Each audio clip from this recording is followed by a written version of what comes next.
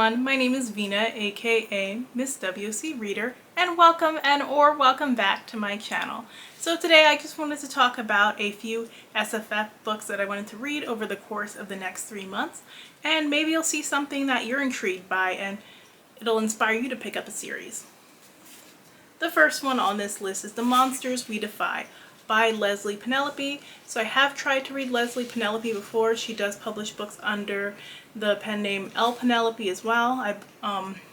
And I did not like the last series I attempted to read her, but this one is a little bit more my speed. It's set in 1920s Washington, D.C. 1920s U.S. always fascinates me, especially like 1920s Black culture within the U.S. So that's all you need to say about a book really to reel me in. And this actually follows a main character who can speak to spirits. So I'm giving her a second chance and I have high hopes for this one. So then the next one on my list is The Seed of Cain by Agnes Gomillion, which is the sequel to her book, The Record Keeper, which is a part of a dystopian series. I don't know if it's going to be a duology or a trilogy. I have to look into that. But I really did enjoy The Record Keeper. I did read it back in 2020, so there were some things that definitely felt like 2020, including like a disease that was killing off people at the time. So I know a lot of people I was trying to read it with couldn't really read it during that time because of that.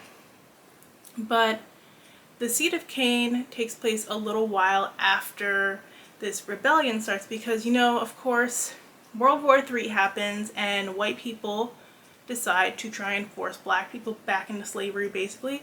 Of course, that would be the first move. I mean, we can talk about how slavery basically never ended, but that's a whole new conversation.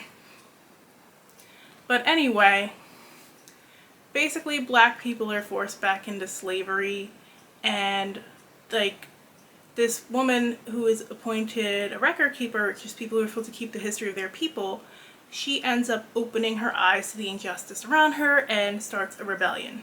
So this is picking up book 2.